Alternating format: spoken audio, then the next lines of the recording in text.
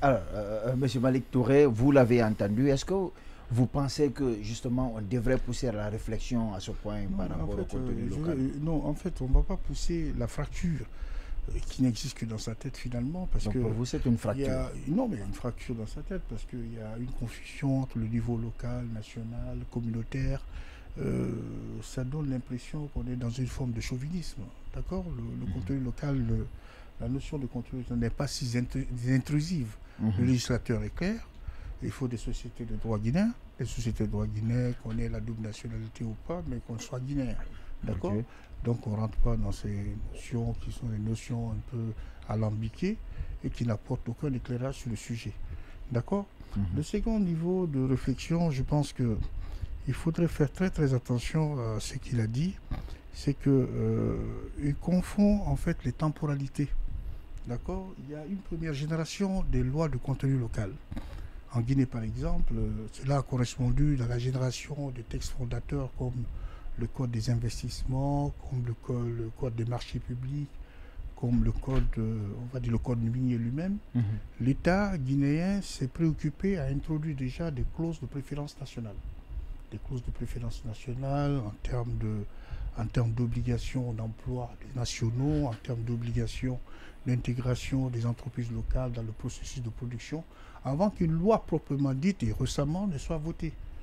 Normalement, la loi devait reprendre à son compte la plupart de ces contributions juridiques qui se retrouvent dans les textes épars pour en faire ce qu'on appelle ici, c'est-à-dire un état de lieu des bonnes pratiques. Parce qu'en réalité, qu'est-ce qui se passe sur le terrain dans le cadre de l'appropriation des notions de contenu local?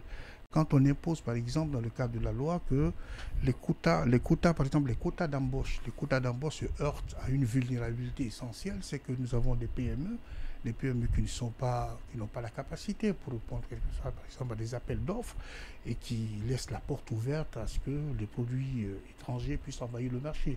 Il y a du silence de la loi là-dessus. Pourquoi? Parce que tout simplement, il y a une obligation de formation. Cette obligation de formation incombe à qui?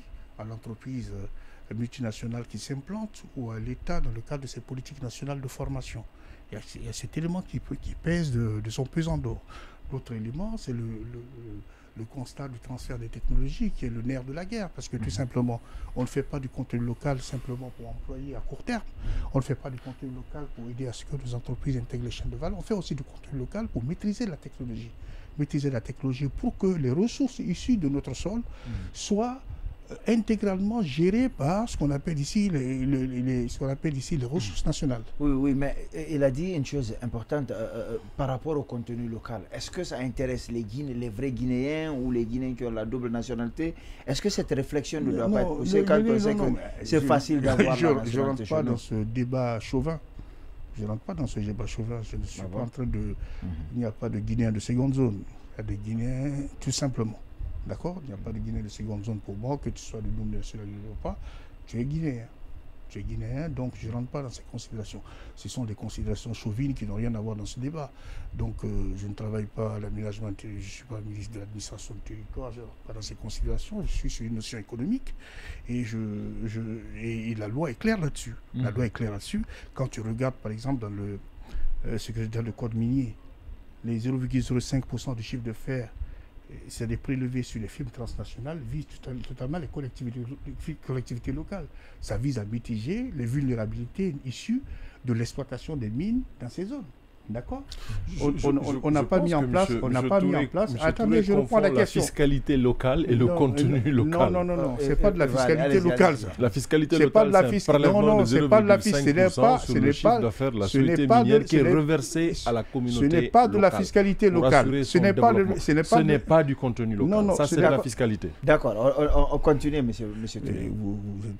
Continuez. Donc, vous savez, donc, ce sont les implications d'une loi nationale, par exemple, qui visent à mitiger un problème qui naît, par exemple, dans une collectivité née, par exemple, de l'exploitation de la ressource. D'accord.